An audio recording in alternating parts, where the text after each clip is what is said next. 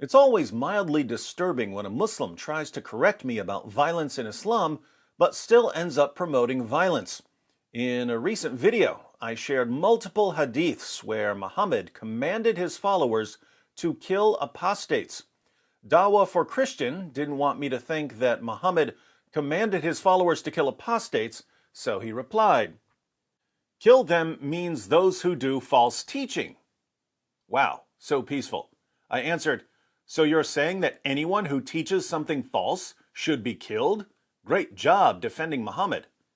Not surprisingly, Dawah for Christian then changed the subject, standard Dawah procedure.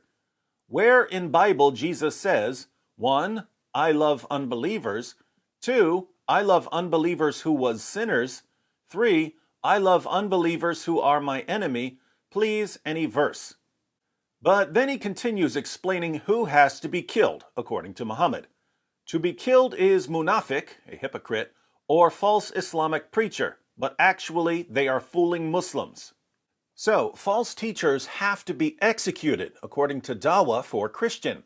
I'm not sure how this changes the fact that Muhammad said, if anyone leaves his Islamic religion, kill him, but we'll let that slide for now, because our Muslim friend asked about the love of Jesus. And I will answer. Let's read a few verses from Matthew 5, Dawah for Christian. Matthew 5, verses 43 to 48. You have heard that it was said, you shall love your neighbor and hate your enemy.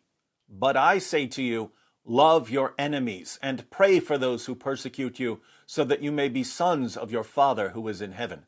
For he causes his sun to rise on the evil and the good, and sends rain on the righteous and the unrighteous. For if you love those who love you, what reward do you have? Do not even the tax collectors do the same? If you greet only your brothers, what more are you doing than others? Do not even the Gentiles do the same?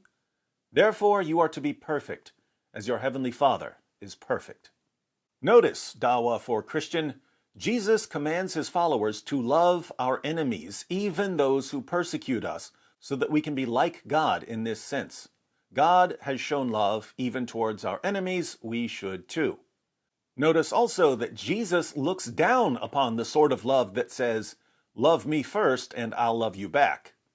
If you love those who love you, what reward do you have? Do not even the tax collectors do the same? Tax collectors were among the people most despised by the Jews. They were viewed as traitors because they collected taxes from their own people to give to the Romans, and they would collect a little extra for themselves. Jesus says that even tax collectors love people who love them.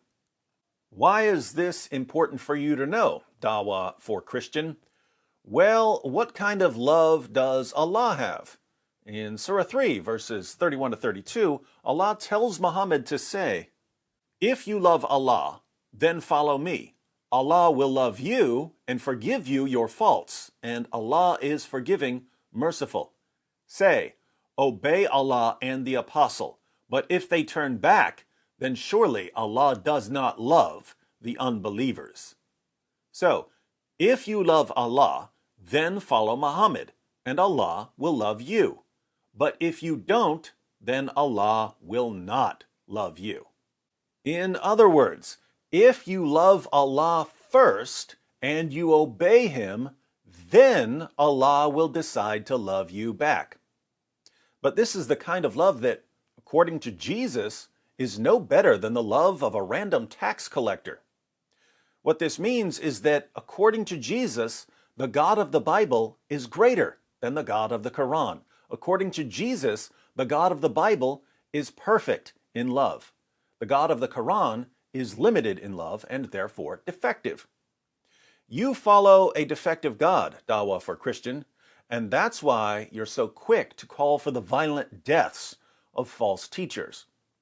But as long as you're preaching a violent, defective, limited God, you have no business doing Dawah for anyone, let alone for Christians. Turn to the true God, Dawah for Christian, and learn to love your enemies so that you can be a son of your Father in heaven.